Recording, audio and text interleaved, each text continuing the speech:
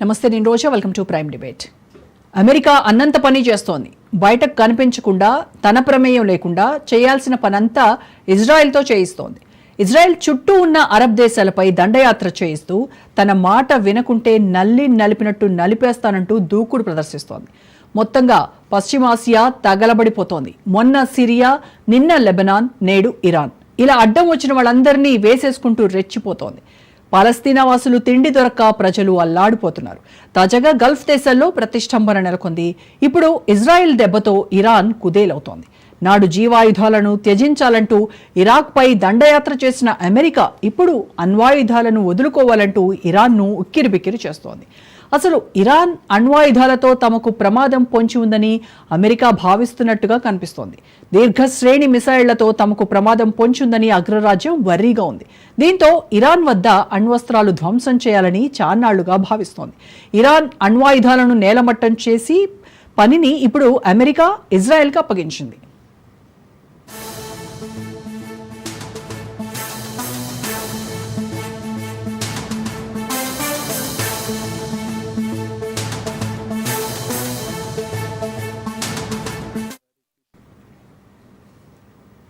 చేతికి మట్టంటకుండా ఇజ్రాయెల్తో కాగల కార్యం చేయిస్తోంది.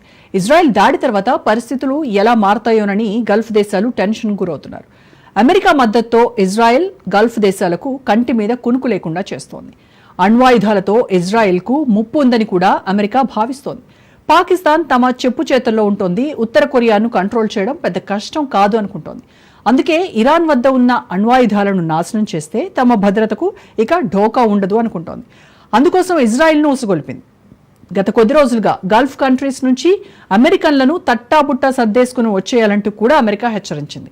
ఓవైపు ఇజ్రాయెల్లో బెంజమిన్ నెతన్యాహు సర్కార్ను సాగనంపాలని అక్కడి విపక్షాలు భావించినా అది సాధ్యం కాలేదు. అవిశ్వాసం వీగిపోవడంతో నెతన్యాహు రెట్టించిన ఉత్సాహంతో ఇరాన్పై దండయాత్ర చేస్తున్నాడు. అమెరికా మద్దతుంటే ఇక ఏం చేయడానికైనా భయపడాల్సిందే ఉంటుంది.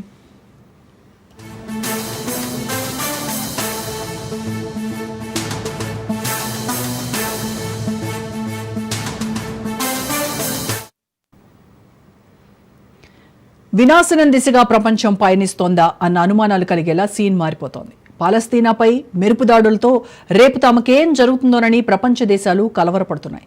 ఇజ్రాయెల్ దాడుల తర్వాత ఇరాన్ డ్రోన్ దాడులతో రెచ్చిపోతోంది. కానీ అమెరికా టెక్నాలజీ, ఇజ్రాయెల్ మేధస్సు ముందు ఆ దేశాలు తట్టుకొని నిలబడటం కష్టం. ఒక్కొక్కరిని ఒక్కోలా ఇజ్రాయెల్ చేస్తుంటే అమెరికా తానా అంటే తందానా అంటోంది. ఇరాన్ అణ్వాయుధాలను లక్ష్యంగా ఇజ్రాయెల్ దాడులు ఏ దిశగా సాగుతాయన్న దానిపై ఎంతో కన్ఫ్యూషన్ ఉంది. ప్రపంచ దేశాలకు ఇరాన్ నుంచి చమురు నిల్వలు ఎంతో కీలకం. ఇప్పటికే చమురు ధరలు పెరగబోతున్నట్టు సంకేతాలున్నాయి. ఇజ్రాయెల్ దాడితో చమురు ధరలపై ప్రభావం ఉండబోతోంది అన్న సంకేతాలున్నాయి. అసలు అమెరికా అండ లేకుండా ఇజ్రాయెల్ రెచ్చిపోతోందా? ఏమీ తెలియని నంగనాచిలా మాట్లాడుతున్న ట్రంప్ మాట్లాడటం విడ్డూరంగా ఉంది అంటున్నాయి ప్రపంచ దేశాలు. మొత్తంగా అణుయుద్ధం కలియుగాంతం దిశగా తీసుకెళ్తుందా అన్న అనుమానాలు కలుగుతున్నాయి.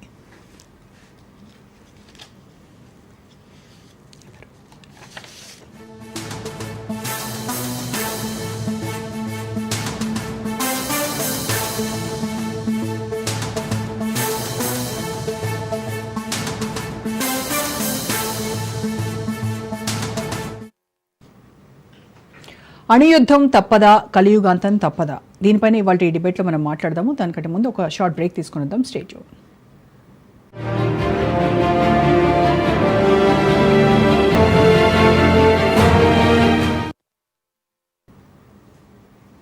రైట్. ఇజ్రాయెల్ మరియు ఇరాన్ మధ్య సంఘర్షణ, అణ్వాయుధాలు, భద్రత, ఆధిపత్యం వీటి చుట్టూనే తిరుగుతున్నాయి. రైట్, దానిపైన ఇవాళ డిబేట్లో మనం మాట్లాడదాం. డిబేట్లో పార్టిసిపేట్ చేస్తున్నారు ప్రముఖ రాజకీయ సామాజిక విశ్లేషకులు, సీనియర్ జర్నలిస్ట్ ఎం కోటేశ్వరరావు గారు, అలాగే రాజకీయ విశ్లేషకులు పుట్టి మురళీ మనోహర్ గారు. నమస్కారం అండి ఇద్దరికి. ముందుగా కోటేశ్వరరావు గారు, ఇప్పుడు ఇజ్రాయెల్ చేసినటువంటి ఆపరేషన్ రైజింగ్ లైన్, ఈ దాడులు ఏవైతే ఉన్నాయో అవి ఇరాన్ యొక్క న్యూక్లియర్ ప్రోగ్రాం పైన ఎంత ఎఫెక్ట్ పడుతుందంటారు? అంటే ఈ మిడిల్ ఈస్ట్లో మొత్తం మీద చూసినట్టయితే బ్యాలెన్స్ ఆఫ్ పవర్ని ఇది ఏమన్నా చేంజ్ చేసేటువంటి అవకాశం ఏమైనా ఉంటుందా? ఇరాన్ అణు కార్యక్రమానికి సంబంధించి అమెరికా భయపడతా ఉంది.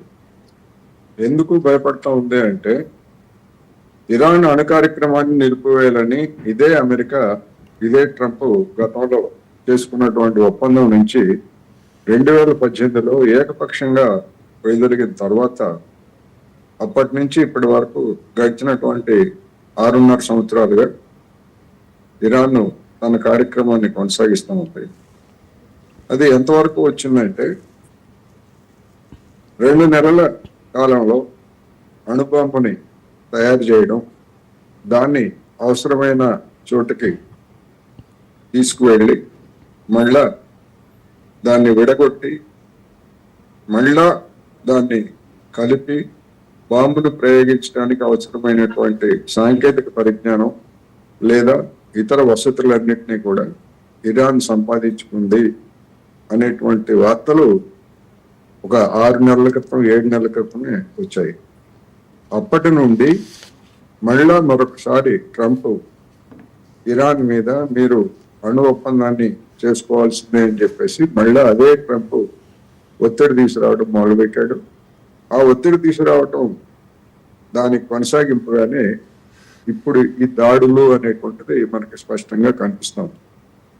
ఇరాన్ అణు కార్యక్రమాన్ని ధ్వంసం చేయాలని చెప్పేసి జో బైడెన్ హయాంలోనే అమెరికా తలపెట్టినప్పటికీ ఎన్నికలకు ముందు అది జరిగితే దాంతో వచ్చేటువంటి పర్యవసానాలు లేదా వికటిస్తే కలిగేటువంటి ఎన్నికల నష్టం, వీటన్నిటిని బేరీజ్ వేసుకున్నటువంటి జో బైడెన్ ఆ ప్రయత్నాన్ని అప్పుడు విరమించి ఇజ్రాయెల్ని వెనక్కి తగ్గమని చెప్పాడు. ఇప్పుడు ట్రంప్ ఎందుకు దీన్ని అమలు చేయించాడు అంటే దీనిలో 2 కారణాలు కనిపిస్తున్నాయి. ఒకటి, ఇరాన్ అణు కార్యక్రమం అనేటువంటిది అది ముగింపు దశకు వచ్చేసింది ఆల్రెడీ. ఇక అంటే అసెంబుల్ చేయటమే, అణుబాంబుని అసెంబుల్ చేయడం, పరీక్షించడమే తరువాయి అటువంటి స్థితి వచ్చిందనేటువంటిది ఇంతకు ముందే చెప్పాను. ఇప్పుడు ఎందుకు ఈ సమయాన్ని ట్రంప్ ఎందుకు ఎంచుకున్నాడంటే ట్రంప్ ఇంకా బయట తీవ్రమైనటువంటి సమస్యల్ని ఎదుర్కొంటున్నాడు. జూలై 9 గడువు పెట్టాడు, 90 రోజులు గడువు ముగుస్తుంది ఇతర దేశాల మీద పన్నులు విధింపుకు సంబంధించి. ఈలోగా ఒప్పందాలు కుదిరేటువంటి అవకాశం కానీ లేదా ట్రంప్ కి లొంగేటువంటి పరిస్థితి కానీ ప్రపంచ దేశాల నుంచి ఎక్కడ కనపట్టలేదు. ఇది ఒకవైపు ఉంటే అంతర్జాతీయంగా జాతీయంగా వలసవాదుల్ని లేదా వలస కార్మికుల్ని లేదా అక్రమంగా వలస వచ్చినటువంటి వాళ్ళని అన్డాక్యుమెంటెడ్ వర్కర్స్ ని బయటికి పంపించే పేరుతోటి లాస్ ఏంజల్స్ లో ప్రారంభించినటువంటి దాడులు, అరెస్టులు అక్కడ దేశంలో కొత్త సమస్యని సృష్టించాయి. దేశవ్యాప్తంగా ట్రంప్ కు వ్యతిరేకంగా ఈ వలస కార్మికుల సమస్య మీద ప్రదర్శనలు జరుగుతున్నాయి. రేపు 14వ తారీఖున దాదాపు 20 లక్షల మంది కార్మికులు, నో కింగ్స్ అంటే ఇక్కడ రాజులు ఎవరు లేరు, ప్రజాస్వామ్యం ఉంది, ఇష్టం వచ్చినట్టు వ్యవహరిస్తే అంగీకరించేది ట్రంప్ అంటూ 14వ తారీఖున అమెరికా అంతటా కూడా దాదాపు 1500 చోట్ల ప్రదర్శనలకి ప్లాన్ చేశారు. ఇంతకు ముందు హ్యాండ్స్ ఆఫ్ పేరుతోటి ఏప్రిల్లో జరిగినటువంటి ప్రదర్శనల తర్వాత అంతకంటే ఎక్కువ మందితోటి ఇప్పుడు నిరసన తెలియజేయడానికి ప్రయత్నాలు చేస్తుంది. అందుకని ఇంట బయట తలెత్తినటువంటి ఈ ఉక్కిరి బిక్కిరితోటి ట్రంప్ దీని నుంచి పక్కదారి జన దృష్టిని, అమెరికన్ దృష్టిని లేదా ప్రపంచ దృష్టిని పక్కదారి పట్టించడానికి ఇప్పుడు ఇజ్రాయెల్ ద్వారా ఈ దాడికి దిగినట్టుగా కనిపిస్తూ ఉంది. దీని పర్యవసానాలు తీవ్రంగా ఉండేటువంటి అవకాశాలు అయితే కనిపిస్తున్నాయి. ఇప్పటికే $6-7 ఒక్క రోజులోనే సముద్ర ధరలు పెరిగాయి. ఆ తర్వాత ఏమవుతుంది, ఏమిటి, ఎన్ని రోజులు కొనసాగిస్తారు, దీనికి ప్రతిగా ఇరాన్ ఏ విధమైనటువంటి ప్రతిదాడులు చేస్తుంది అనేటువంటిది మొత్తం ఒక పశ్చిమాసియానే కాకుండా యావత్ ప్రపంచాన్ని కూడా ఒక విధమైనటువంటి ఆందోళనకి గురి చేస్తున్నాయనేది నా అభిప్రాయం. ఎస్. సో మురళీ మనోహర్ గారు, ఇంట గెలిచి రచ్చ గెలవమని అంటారు కదా మామూలుగా. అయితే ట్రంప్ విషయంలో చూస్తే తన సొంత దేశంలో ఇప్పుడున్నటువంటి ప్రస్తుత సమస్యలు ఏవైతే ఆ దేశం ఎదుర్కొంటుందో వాటిని పరిష్కరించలేడు. కానీ ఇండియా పాకిస్తాన్ మధ్య జరుగుతున్నటువంటి ఇష్యూలో తాను కల్పించుకుంటాడు, ఆపమని చెప్తాడు, యుద్ధం వద్దంటాడు, రకరకాల ఇన్వాల్వ్మెంట్ చేస్తాడు. అలాగే ఇప్పుడు ఇరాన్, ఇజ్రాయెల్ ఈ రెండు దేశాల మధ్యలో మళ్ళీ దూరుతాడు.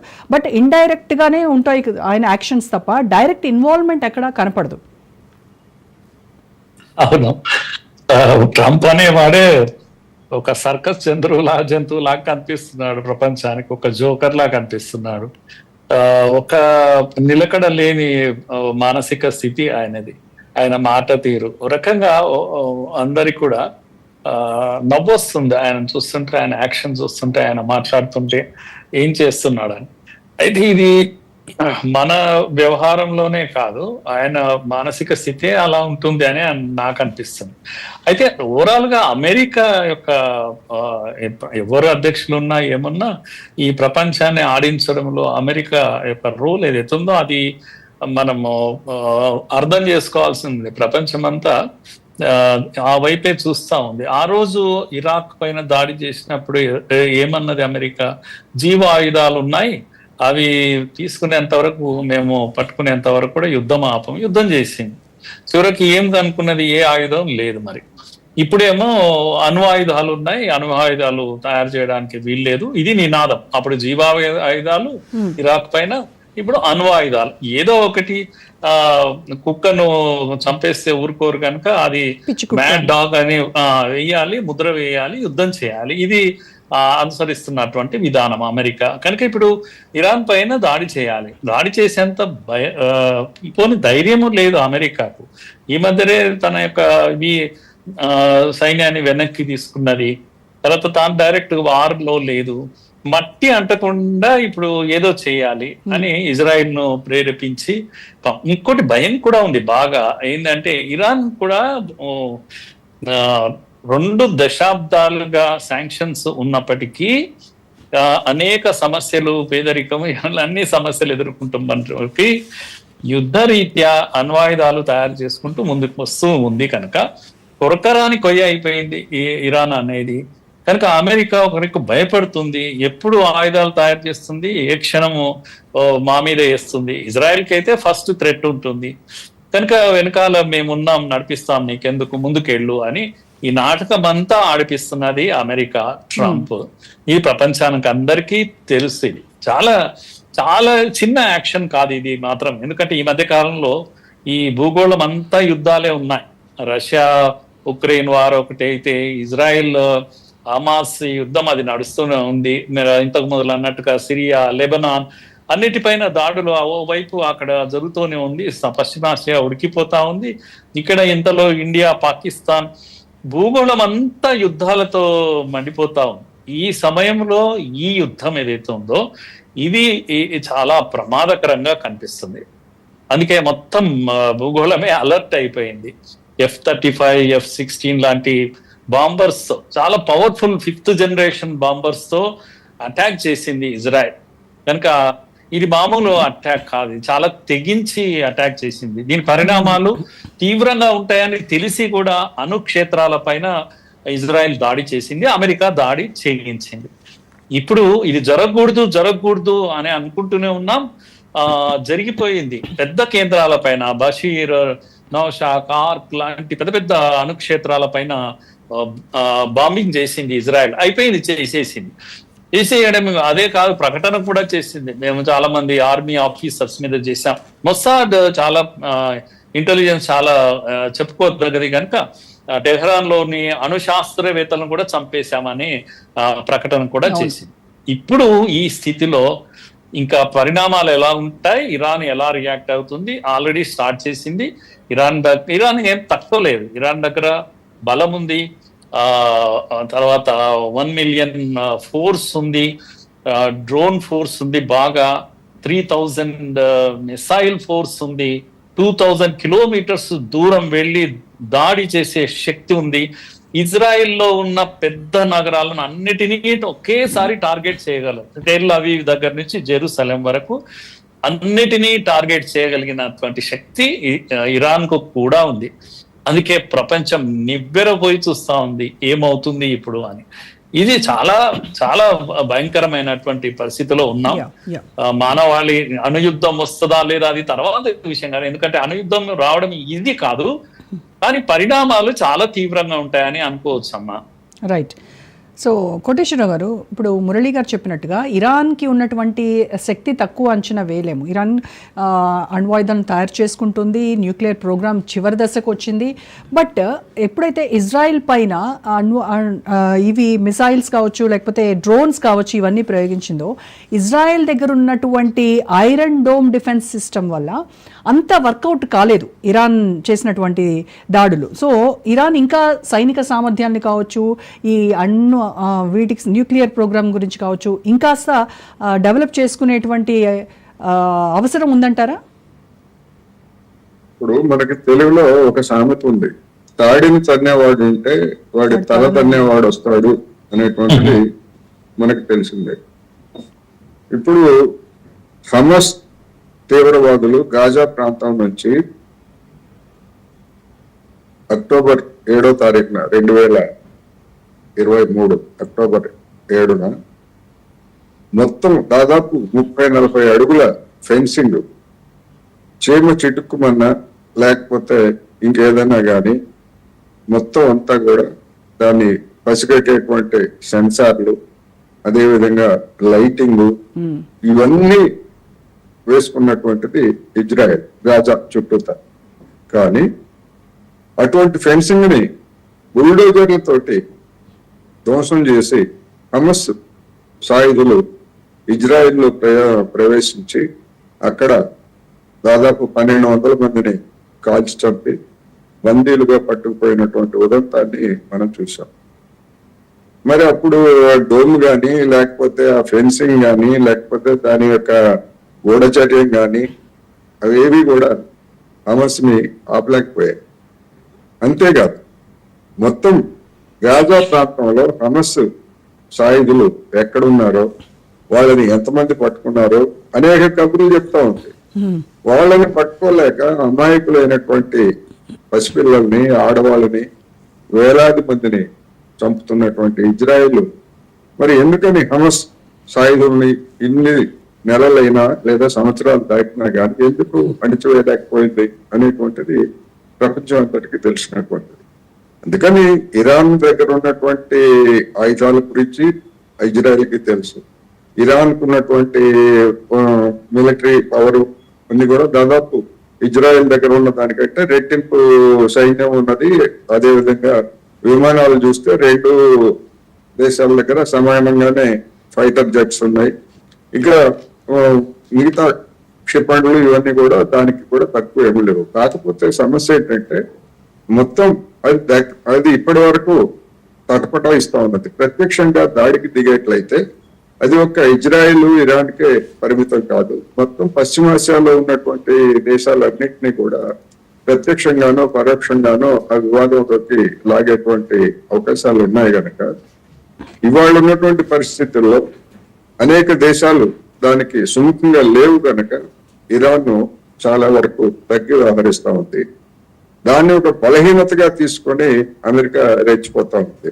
ట్రంప్ వాళ్ళు ఏం ప్రకటించాడు, 60 రోజుల్లో నాతో అణు ఒప్పందం కనుక చేసుకోకపోయేట్లయితే మీ సంగతి తేలుస్తాను అని చెప్పి గడువు పెట్టి ఇది 61వ రోజు ఏమైందో చూశారుగా మీరు, ఇప్పటికైనా మీకు మరొక ఛాన్స్ ఇస్తున్నా అని చెప్పేసి ట్రంప్ చెప్పాడంటే ఎంత దురహంకారంతో, ఎంత మదంతో ఉన్నాడో ట్రంప్ మనకి కనిపిస్తా ఉంది. మురళీమోహన్ రావు గారు అన్నట్టు ట్రంప్ వ్యవహార శైలి పిచ్చిగా ఉండొచ్చు కానీ వాడి చర్యలన్నీ కూడా లేదా అమలు చేసేటువంటి విధానాలకు అటువంటి పిచ్చి వాళ్ళు కాదు. అక్కడ అత్యంత దుర్మార్గులు, అత్యంత తెలివితేటలు కలిగినటువంటి అధికార యంత్రాంగం అమలు జరుపుతా ఉంది. దానికి ఈ పిచ్చివాడు వాగేటువంటి వాడు తోడయ్యాడు తప్ప అసలైనటువంటి యంత్రాంగం అది పిచ్చిది కాదు. అమెరికా యంత్రాంగం అనేది మనం గమనించాలి. ఇక్కడ ఇరాన్ విషయానికి వస్తే ఇరాన్కి రష్యా ప్రధానమైనటువంటి మద్దతుదారుగా ఉంది. అదేవిధంగా చైనా కూడా ప్రధానమైనటువంటి మద్దతుదారుగా ఉంది. అయితే ఇవాళ ఉన్నటువంటి భౌతికమైన లేదా భౌతిక రాజకీయాల్లో అవి ప్రత్యక్షంగా ఇరాన్ వైపున యుద్ధంలో పాల్గొనటం కానీ దాడుల్లో పాల్గొనేటువంటి అవకాశాలు లేవు. అందుకని దానికి అవసరమైనటువంటి ఆయుధాలని లేదా ఇతర నైతిక మద్దతుని అందించడం మాత్రమే ఇప్పుడు చేయగలుగుతున్నాయి. అందుకనే ఇరాన్ ఇవాళ ఈ మాత్రమైనా ఇరాన్ నిలబడటం కాకుండా ఇజ్రాయెల్ దూకుడు తగ్గటానికి లేదా ఇప్పటి వరకు దాడులు చేయకపోవడానికి కూడా అది కూడా ఒక ప్రధానమైనటువంటి కారణం. అయితే ఇప్పుడు ఇందాక ముందు నేను చెప్పినట్టుగా అమెరికా తన సంక్షోభాన్ని ఇతరుల మీద నెడుతుంది. ఆ నెట్టేటువంటి క్రమంలోనే ఇప్పుడు ఇజ్రాయెల్ ద్వారా ఈ విధమైనటువంటి పరిణామాలకు పాల్పడేది.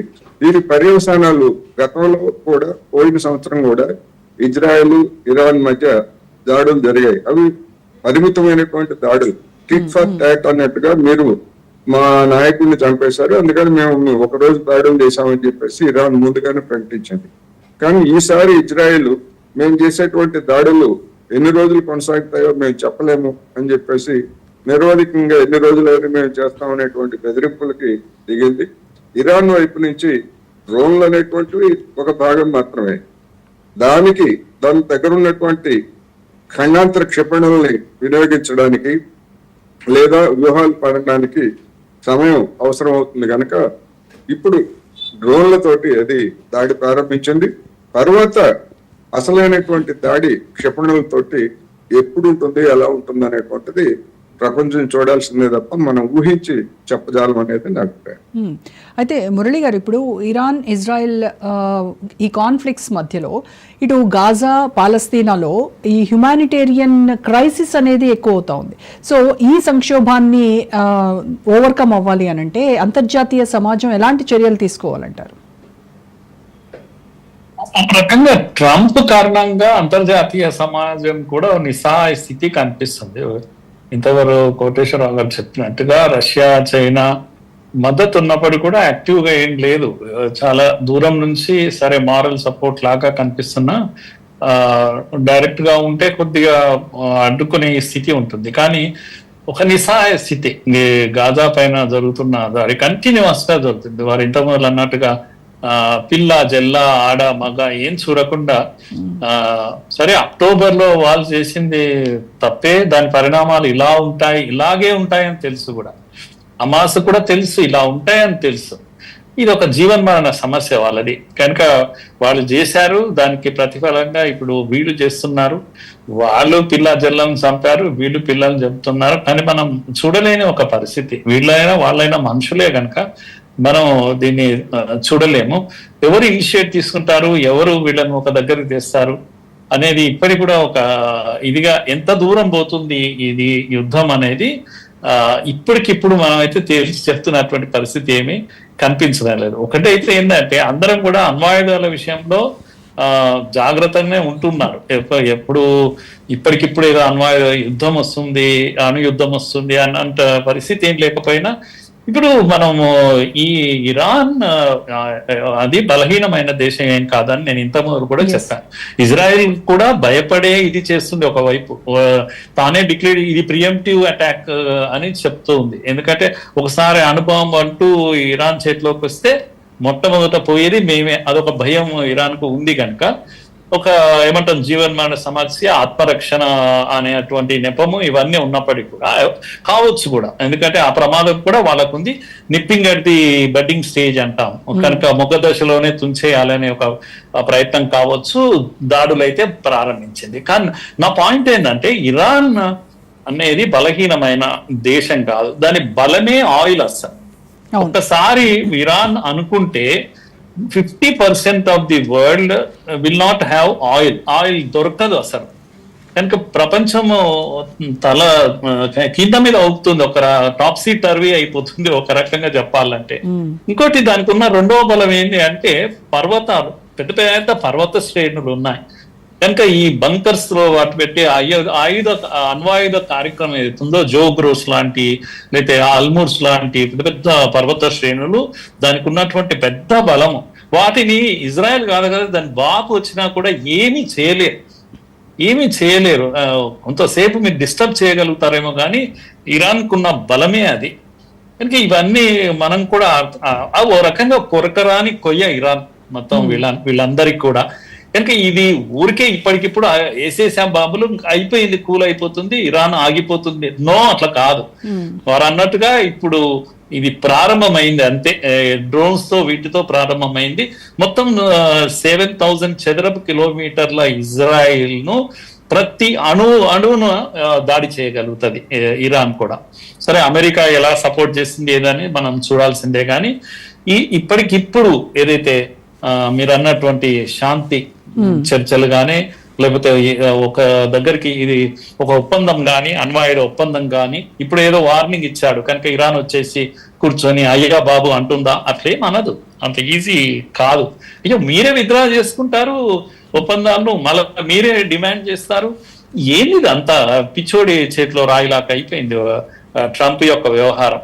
కనుక ఇప్పుడు అందరి వరి అవుతున్నది ఏంటంటే శాంతి ఎట్లా నెలకొంటుంది, ఎవరు ఇనిషియేట్ తీసుకుంటారు, ఈఎన్ఓ ఏమన్నా చేయగలుగుతుందా, అసలు చేస్తే కూడా ఏమైనా ఫలితాలు ఉంటాయి, ఇవన్నీ కూడా క్వశ్చన్ మార్క్సే.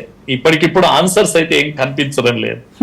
నాకు అలా అనిపిస్తుంది, వారు చెప్పాలి ఏమన్నా. కోటేశ్వర గారు, మీ అంచనా ఏంటంటారు? అంటే ఈ దాడుల వల్ల న్యూక్లియర్ వార్ కానీ, లేదంటే ఈ బార్డర్ రీజనల్ వార్ కానీ ఏమైనా అవకాశం ఉంటుందంటారా? వీటిని ఆపడానికి ఎవరి జోక్యం అవసరం, ఎవరి ఇనిషియేషన్ తీసుకుంటారంటారు? ఇప్పుడు ఎవరు జోక్యం చేసుకున్నా, ఎవరు చొరవ చూపినప్పటికీ అమెరికా అనేటువంటిది ఆడిస్తున్నటువంటి వ్యవహారం. ఈ ఆడిస్తున్నటువంటి వ్యవహారం అమెరికాకు తెలియకుండా గాజా మీద దాడులు కానివ్వండి, లేదా ఇరాన్ మీద దాడులు కానివ్వండి, లేదా ఉక్రెయిన్ ని ఎగదవేయడంలో కానివ్వండి, మొత్తం అంతా కూడా తెర వెనుక ఉండి ఆడిస్తున్నది అమెరికా. ఇప్పుడు గాజాలో మారణకాండను ఆపాలి అని చెప్పేసి ఐక్యరాజ్య సమితిలో, భద్రతా మండలిలో అనేక తీర్మానాలు పెడితే ప్రతిసారి దాన్ని వీటో చేస్తున్నది అమెరికా. మరి అటువంటి వీటో పవర్ ఉన్నటువంటి అమెరికా ఎన్ని తీర్మానాలు చేసినా, ఏం చేసినా గానీ అడ్డుకునేటువంటి పరిస్థితుల్లో ఎవరు ఏం చేసినప్పటికీ దాని దుర్మార్గానికి అంతు లేకుండా పోయింది. ఐక్యరాజ్య సమితి ఇప్పుడే కాదు, ఇరాక్ విషయంలోనే ఐక్యరాజ్య సమితి వైఫల్యం అనేటువంటిది మనకి స్పష్టంగా తెలిసింది. అది ఒక కాగితం పువ్వులాగా ఉంది తప్ప ఐక్యరాజ్య సమితి అనేటువంటిది ఎప్పుడో విఫలమైంది. ఐక్యరాజ్య సమితిని ఆలంబనగా చేసుకొని ఉన్నటువంటి అమెరికా ఇప్పుడు సాగిస్తాం. అందుకని ఇది నేను అనుకోవటం అమెరికాలో అంతర్గతమైనటువంటి పరిస్థితి మరింత దిగజారితే, ఎందుకు అంటే అమెరికాలో 2008లో వచ్చినటువంటి ఆర్థిక మాంద్యం అది ఇప్పటికీ కొనసాగుతూనే ఉన్నది అనేటువంటిది ఒకటైతే, రాబోయేటువంటి రోజుల్లో మరొక అంతకంటే పెద్ద స్థాయిలో ఆర్థిక మాంద్యం అనేటువంటిది రాబోతున్నది అనేటువంటిది అనేక మంది ఆర్థికవేత్తలు ఎప్పటి నుంచో హెచ్చరిస్తున్నారు.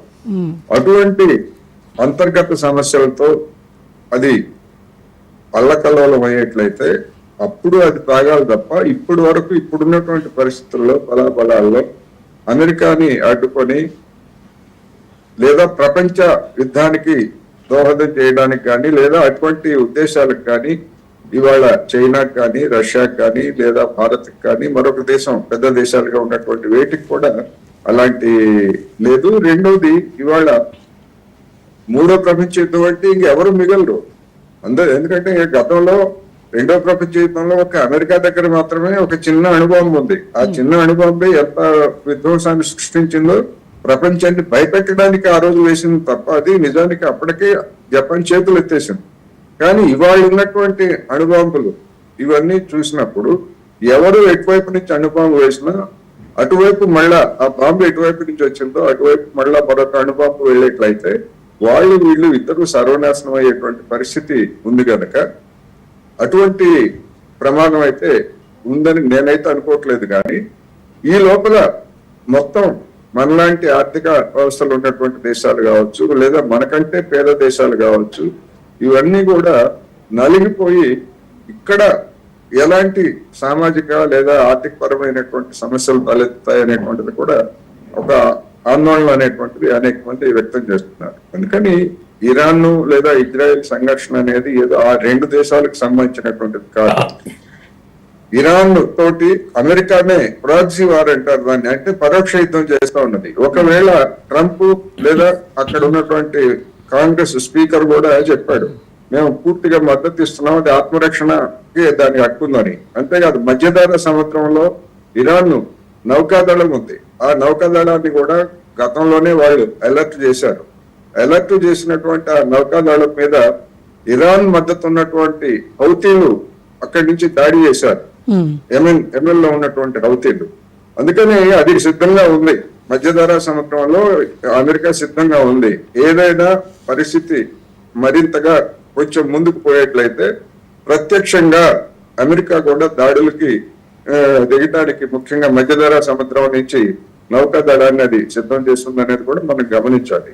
అందుకని వాటన్నిటిని చూపించి అమెరికా భయపడతా ఉంది, ఇరాన్ భయపడతా ఉంది, మొత్తం ఆ ప్రాంత దేశాలన్నింటినీ కూడా భయపడతా ఉంది. అయితే గతంలో ఉన్న మాదిరి అరబ్ దేశాల్లో ఐక్యత అనేటువంటిది, అమెరికాకు వ్యతిరేకంగా ఐక్యత అనేటువంటిది గతంలో అంటే 50 ఏళ్ల క్రితం ఉన్నటువంటి ఐక్యత ఇవాళ లేదు.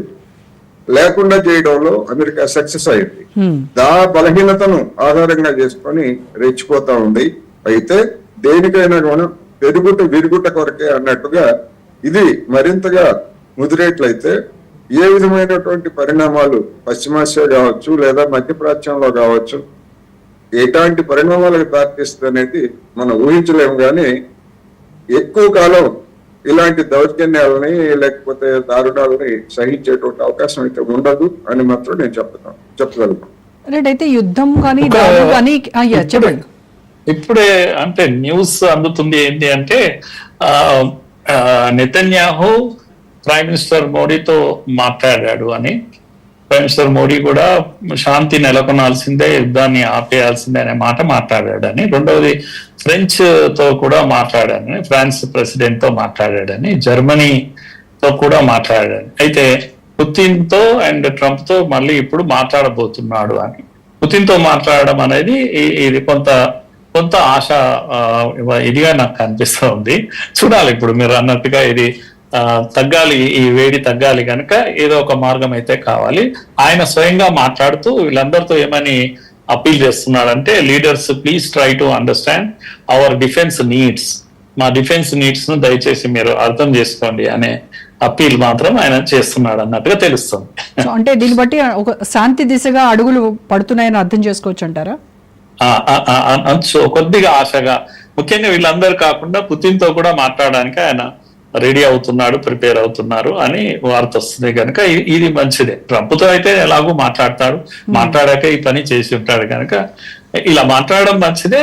ఒక స్కోప్ ఉంది ఏంటంటే శాంతి చేయడానికి ఒక అవకాశం ఉంది. కానీ ఇంతలో ఇరాన్ ఏం చేస్తుంది అనేది కూడా చాలా అందరినీ ప్రెజరైజ్ చేసేటువంటి విషయం. అయితే ఈ దాడులు అనేవి అంటే చెప్పండి సార్ కోటేశ్వర గారు. ఇది పబ్లిక్ డిప్లొమసీలో భాగంగా ఈ మాటలు తప్ప నిజానికి ఇజ్రాయెల్ కి శాంతి అనే దాని మీద దానికి ఎటువంటి భ్రమలు కానీ లేకపోతే ఎటువంటి చొరవ కానీ లేదు. ఇదంతా కూడా డిప్లొమసీలో భాగం.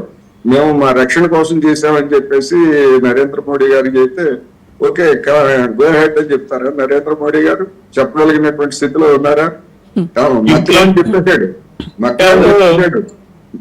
మీరు వెళ్ళిపోయి మీరు దాడులు చేయండి, మీరు చేయొచ్చని ఫ్రెంచ్ వాళ్ళు చెప్పారు, బ్రిటన్ వాళ్ళు కూడా అదే చెప్పారు, వాళ్ళందరూ జర్మనీ వాళ్ళందరూ చెప్తారు. కానీ నరేంద్ర మోడీ గారు ఆ విధమైనటువంటి గ్రీన్ సిగ్నల్ ఇచ్చేటువంటి స్థితిలో ఈయన లేరు.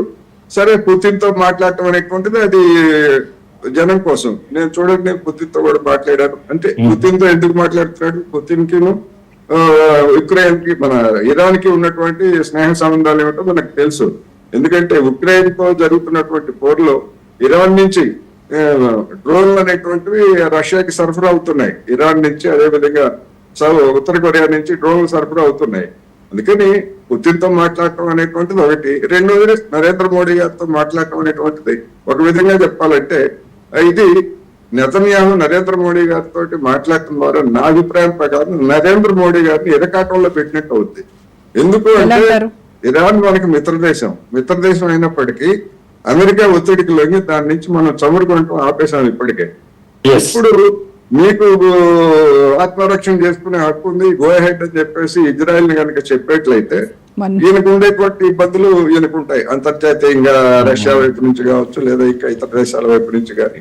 అందుకని ఒక విధంగా చెప్పాలంటే నరేంద్ర మోడీ గారిని ఇరకాటంలో పెట్టేటువంటి వ్యవహారం తప్ప నెతన్యాహు చేసింది. ఆ పైనుంచి ట్రంప్ ఆడిస్తున్న నాటకం ఇదంతా కూడా అనేది నాకు. ఈ అప్పీల్ వెనక కూడా ట్రంప్ హస్తం ఉందంటారు నెతన్యాహు. డెఫినెట్ గా ఉంటది. ఎందుకంటే మనం చూస్తున్నాం ఇప్పుడు పాకిస్తాన్ సైన్యాధికారిని వాళ్ళ మిలిటరీ డేకి ముఖ్య అతిథిగా పిలిచాడంటే మనల్ని ఏ విధంగా మనల్ని బ్లాక్ మెయిల్ చేస్తున్నాడో, మనం ఎంత విధంగా బ్లాక్ మెయిల్ చేస్తున్నాడు మన నేతలకు అర్థం కావట్లే. మన నేతలు ఇంతవరకు నోరు విప్పట్లేదు. సమస్య అది. అందుకని ఏమైనా చేయడానికి వాడికి అవకాశం ఉంది. లేకపోతే ఇంత ప్రపంచవ్యాప్తంగా మన వాళ్ళందరూ వెళ్ళి, మన ఎంపీలందరూ వెళ్ళి వాటి దుర్మార్గం గురించి చెప్తే ఆ మునీర్ అనేటువంటి వాడిని ముఖ్య అతిథిగా పెట్టి చేస్తున్నాడంటే దాని అర్థం ఏంటి? అంత అమాయకంగా చేయడు కదా అమెరికా వాడు. మనల్ని బ్లాక్మెయిల్ చేస్తున్నాడు. మనల్ని ఎందుకు బ్లాక్మెయిల్ చేస్తున్నాడు అంటే ఇప్పుడు మన వాళ్ళు కూడా చెప్తున్నారు కదా, జూలై 9 లోపల వాణిజ్య ఒప్పందం కుదుర్చుకుంటున్నామని. ఇప్పుడు మనకి ట్రంప్ తోటి, అమెరికా తోటి ఈ వాణిజ్య ఒప్పందం అనేటువంటిది నిజానికి నరేంద్ర మోడీ గారికి అగ్ని పరీక్ష లాగా ఉండబోతా ఉంది అనేది కూడా నేను ఈ సందర్భంగా చెప్పదలుచుకున్నాను. అందుకని అంతర్జాతీయ పరిణామాలు నిజంగా గతంతో పోలిస్తే గడిచినటువంటి కొద్ది నెలల కాలంలో చాలా ఆసక్తికరంగాను ఎటువైపు పరిణామం ఇస్తాయి అనేటువంటి కూడా తెలియని స్థితిలోకి చేరుతున్నాయనేది నా అభిప్రాయం. రైట్. అయితే ఈ దాడుల వల్ల ఎక్కువగా అంటే ఆయిల్ ప్రైసెస్ పెరగడం అనేది మేజర్గా ఎక్స్పర్ట్స్ చెప్తూ ఉన్నారు. అంటే ఆర్థిక వ్యవస్థ, ఎస్పెషల్లీ గల్ఫ్ దేశాల ఆర్థిక వ్యవస్థపై తీవ్ర ప్రభావం పడుతుందని అంటున్నారు. సో మరి దీని నుంచి బయటపడాలి అని అంటే ఉన్నటువంటి మార్గాలు ఏంటంటారు? దీని నుంచి బయటపడాలంటే ఉన్నటువంటి మార్గాలు ఏంటంటే అమెరికా మీద ఒత్తిడి విసురగలిగినటువంటి దేశాల్లో భారత్ కూడా ఒకటి. కానీ అటువంటి సిచ్యువేషన్ ఇవాళ ప్రపంచ రాజకీయాల్లో ట్రంప్ మీద, అమెరికా మీద ఒత్తిడి తీసుకొచ్చేటువంటి స్థితిలో మనం గనక ఉండి ఉంటే, మనం గనక రష్యాతోనో లేదా చైనాతోనో కలిసి అమెరికా రాజకీయాలను మనం గనక ఎదుర్కొనే పరిస్థితి ఉంటే మొత్తం ప్రపంచ పరిణామాలే భిన్నంగా ఉండే అనేది నా అభిప్రాయం. అంటే నా అభిప్రాయంతో కొంతమంది ఏకీపించవచ్చు, ఏకీపించకపోవచ్చు. ఆ బలహీనతను ఆసరాగా చేసుకొని ట్రంప్ ఒక నాటకం ఆడుతున్నాడు. అందువలన ట్రంప్ ని ఇప్పటికిప్పుడైతే ట్రంప్ అంటే అమెరికాని, ట్రంప్ ఎవడున్నా అమెరికాని ఇప్పటికిప్పుడు నిలవరించేటువంటి స్థితి కానీ లేదా దాన్ని ప్రభావితం చేయగలిగినటువంటి స్థితి కానీ లేదు. చైనాకి ఆర్థికంగా ఉన్నప్పటికీ చైనా మాటలు ట్రంప్ వినాలని ఏమి లేదు కదా. అదేవిధంగా రష్యా చెప్పేటువంటి దాన్ని కూడా వినాలని ఏమి లేదు కదా. అనుంగు మిత్రుడుగాను లేక ప్రతి దుర్మార్గానికి తోడుండేటువంటి కెనడాని ట్రంప్ బెదిరించాడు కదా, మిమ్మల్ని 51వ రాష్ట్రంగా చేర్చుకుంటాము అని చెప్పేసి కెనడానే బెదిరించాడు కదా. అందుకని ఒక విధంగా చెప్పాలంటే ఈ మిత్రులు ఎవరో శత్రువులు ఎవరో ఆడుతున్న నాటకం ఏమిటనేటువంటిది చాలా గందరగోళంగా ఉందనేది మనం అర్థమవుతుంది. అయితే మురళి గారు, మీ అంచనా ఏంటి? గల్ఫ్ కంట్రీస్ ఈ దాడుల వల్ల కొంత టెన్షన్ పడుతున్నట్టుగా ఉంది. అంటే సౌదీ అరేబియా కావచ్చు, యునైటెడ్ అరబ్ ఎమిరేట్స్ కావచ్చు ఎస్పెషల్లీ. సో వాళ్ళు ఈ సంఘర్షణ నుంచి అంటే వాళ్ళు ఆ పొజిషన్ ని ఎలా నావిగేట్ చేస్తారనుకోవాలి? గల్ఫ్ కంట్రీస్ చాలా ఒత్తిడిలో ఉన్నాయి, మొదటి నుంచే ఉన్నాయి. ఇరాన్ విషయంలో వాళ్ళకి ఆ ఒత్తిడి ఉంది. ఇరాన్ ఒక్కటే కదా గట్టిగా నిలబడ్డది. వాళ్ళందరూ లొంగిపోయారు, అమెరికాతో మంచి స్నేహంతో ఉన్నారు. ఇలాంటి పరిస్థితుల్లో ఇప్పుడు అసలు ఇరాన్ కోరుకునేది ఈ కంట్రీస్ లో ఏ ఒక్కరు తనతో నిలబడ్డా మేము సాధించేస్తాము అనేటువంటి దీంట్లో ఉన్నారు. కానీ ఎవరు కూడా వచ్చే ఇది లేదు. కానీ మీరు అన్నట్టుగా ఈ ఫ్యూయల్ ఛార్జెస్, పెట్రోలియం తగలబడిపోతుంది. ప్రపంచమంతా అందరికీ ప్రభావం. ఇది ఒక వాళ్ళకే కాదు, గల్ఫ్ కంట్రీస్ కాదు, ఇది అన్ని దేశాల పైన దీని ప్రభావం ఉంటుంది. ఆర్థిక మాంద్యం మళ్ళా వచ్చే ప్రమాదం ఉంటుంది. కనుక ఈ యుద్ధాలు ఆగాల్సిందే. ఇప్పటికే ఉన్న యుద్ధాలతోనే మనమంతా కూడా ఈ యొక్క డెవలప్మెంట్ ఆగిపోయింది, ప్రపంచ దేశాల ఆర్థిక వృద్ధి ఆగిపోయింది, అనేక కష్టాల్లో ఉన్నాం. ఇది ఒక్కసారి పెన్న మీద నుంచి పొయ్యిలో పడినట్టు అయిపోయింది ఈ యుద్ధంతో. ఇప్పుడు తేరుకోలేనటువంటి పరిస్థితి. కనుక ఈ ఒత్తిడే సమస్యను పరిష్కరిస్తుందని అనుకుంటున్నాను నేనైతే. ఇప్పుడు ఇంతకుముందు వారు చెప్పినట్టుగా వాళ్ళు ఇజ్రాయిల్ మాట్లాడింది ఫ్రెంచ్ తో, ఫ్రాన్స్ తో, జర్మనీతో, ఇవన్నీ కూడా డిప్లొమసీలో భాగము అనేది నేను 100% అగ్రి అవుతున్నాను. ఎందుకంటే ఉండొచ్చు. ఇజ్రాయెల్ అలా ఒకవైపు మాట్లాడితే ఇంకోవైపు చేస్తున్నా. యుద్ధంలో మొదటి హత్య ఏది ఉంటుంది, ఎవరు హత్య గావిస్తపడతారు, ఎవరి ప్రాణం ముందు పోతుంది అంటే సత్యం హత్య గావించబడుతుంది అని అంటారు. కనుక యుద్ధ సమయంలో మాట్లాడే మాటలకు వేటికి వాల్యూ ఉండదు. ఎవరు మాట్లాడుతున్నా అది నిజం కాదు అని అనుకుంటుంటాం. ఎందుకంటే అందరూ యుద్ధ వ్యూహంలో భాగంగానే మాట్లాడుతుంటారు. కనుక ఆ విషయాన్ని నేను అంగీకరిస్తున్నా. ఒకటే ఏదైనా హోప్ ఉంటే ఇలాగే పుతిన్తో మాట్లాడడం లేకపోతే వీళ్ళతో మాట్లాడడం వల్ల ఎక్కడో దగ్గర ఒక సాఫ్ట్ కార్నర్ ఇది డెవలప్ అవుతే ఒక ఆశ మనకు చూడాలి అని. మనలాంటి ముఖ్యంగా గ్రోయింగ్ కంట్రీస్ కు చాలా నష్టం ఇది. ఒక్కది కాదు, ఇది సౌదీలో లేకపోతే ఇంకేదో గల్ఫ్ కంట్రీస్ యొక్క నష్టం కాదు, ఇది ప్రపంచానికే మానవాళికే ఇది నష్టం. ఎవరు కోరుకోరు, వెంటనే ఆగాలి వీలైనంత. ఇది ఈవెన్ ఒక నెల రోజులు కొనసాగినా మనము ఇంకా నిలబడలేము, ఏ దేశం కూడా నిలబడలేదు. చాలా కష్టం. ముఖ్యంగా ఇరాన్ ఆపగలుగుతుంది. ఇరాన్ మాత్రం ఆయిల్ తప్పకుండా ఆపగలుగుతుంది. అదొక్కటి దానికి ఉన్నటువంటి బలము, ఆ అడ్వాంటేజ్. అది పర్వత శ్రేణులు అవన్నీ ఉన్నాయి కనుక ఇజ్రాయెల్ తట్టుకోలేదు ఇరాన్ తో. అమెరికానే లేకపోతే ఇజ్రాయెల్ లేదు అని నా అభిప్రాయం. రైట్ అండి. సో మన డిబేట్ లో ఒక షార్ట్ బ్రేక్ తీసుకుందాం. బ్రేక్ తర్వాత డిబేట్ కంటిన్యూ చేద్దాం. Stay tune.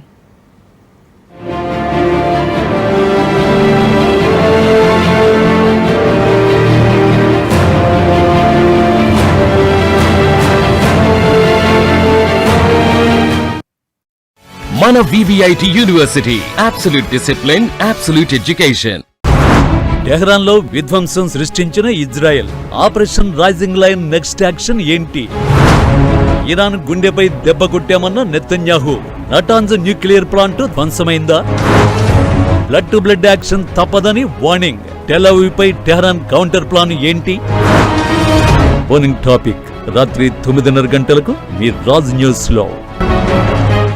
మన VVIT university, absolute discipline, absolute education.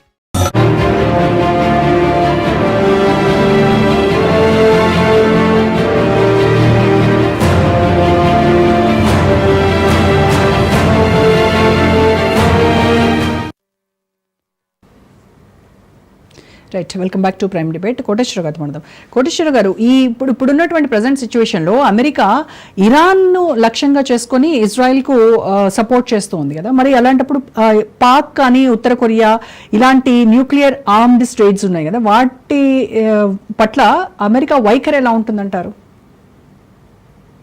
ఉత్తర కొరియా పట్ల అమెరికా వైఖరి అందరికీ తెలిసిందే. దాన్ని మింగేయాలని చూస్తా ఉంది. అయితే దాన్ని మింగేయడానికి తీగ పట్టుకుంటుంది అక్కడ ఉన్నటువంటి ఉత్తర కొరియా ప్రభుత్వం. ఉత్తర కొరియా మీద ఏదైనా చేసేటైతే ఆ పక్కనే ఉన్నటువంటి జపాన్ మీద వాడు ఎప్పుడైనా కానీ క్షిపణులు కానీ బాంబులు కానీ వేసి దెబ్బతీస్తానని చెప్పేసి ప్రకటించాడు.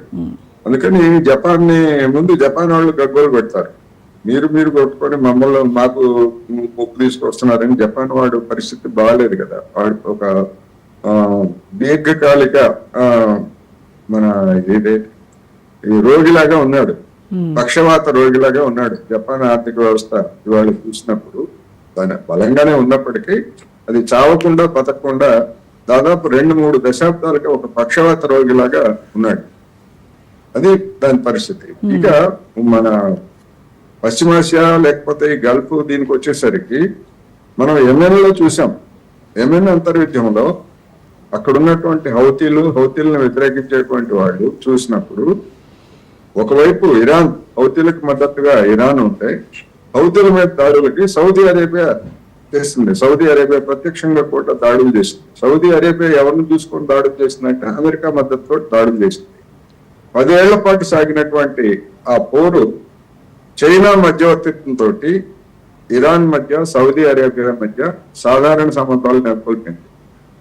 ఆ ప్రాంతంలో అమెరికాకి గత ఏడాది తగిలినటువంటి గట్టి ఎదురు దెబ్బ. గతంలో మాదిరి సౌదీ అరేబియా అమెరికా పక్షం వహించేటువంటి పరిస్థితిలో ఇప్పుడు లేదు.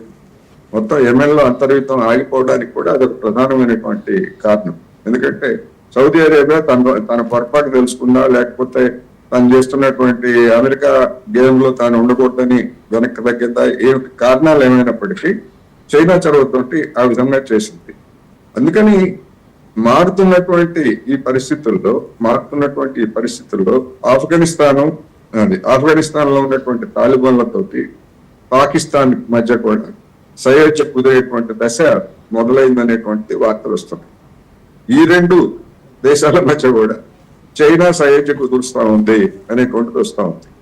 ఇది కూడా అమెరికాకి నష్టకరమే. ఎందుకంటే ఇప్పటి వరకు ఇరాన్ మీద పాకిస్తాన్ ని ప్రయోగించి లేదా తాలిబాన్లను ప్రయోగించినటువంటిది అది.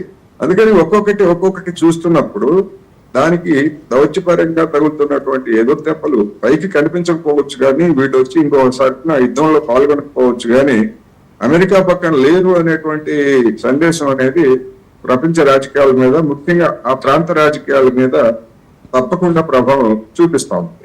అందుకని ఇవన్నీ చూసినప్పుడు అక్కడ ఇంకా హీట్ పెంచడానికి అమెరికా చేసేటువంటి ప్రయత్నాలతోటి మిగిలినటువంటి గల్ఫ్ దేశాల్లో కూడా అమెరికా వ్యతిరేకత ప్రభుత్వాలు పాలకుల్లో పెరగకపోవచ్చు, లేదా పాలకులు లొంగిపోయేది దానికి భజన చేయొచ్చు కానీ జనంలో మాత్రం గతంతో పోలిస్తే అనేక దేశాల్లో అమెరికా వ్యతిరేకత అనేటువంటిది పెద్ద ఎత్తున వెల్లడవుతా ఉంది గడిచినటువంటి 2-3 సంవత్సరాలుగా, ముఖ్యంగా గాజా లేకపోతే ఈ పరిణామాలన్నీ చూసినట్టు.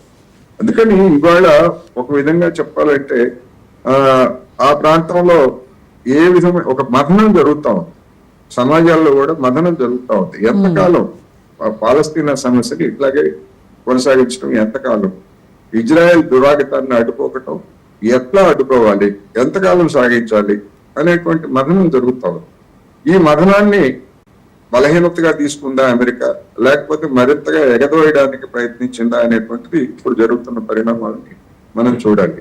ఇది మురళీమోహన్ రావు గారు అన్నట్లు మొత్తం మన దేశానికి కానీ లేదా మన వంటి దేశాలకు కానీ ప్రపంచంలో అందరికీ కూడా ఒక నెల రోజులు జరిగినా 2 నెలలు జరిగినా కానీ దీని ప్రభావాలు కొన్ని నెలల పాటు మన మీద ఉంటాయి. మనం చూసాం మన అక్కడ ఉన్నటువంటి ఇజ్రాయిల్ను, లేకపోతే అటు ఉన్నటువంటి ఆ ప్రాంతంలో మధ్యధరాధారం గురించి ఐరోపియాకి సముద్రానికి నడిచేటువంటి గల్ఫ్ దాని మీద ఓడల మీద దాడులు జరిగితే మనకెంత నష్టం జరిగిందో, లేదా ఇతర దేశాలకు ఎంత నష్టం జరిగిందో మనం చూసాం.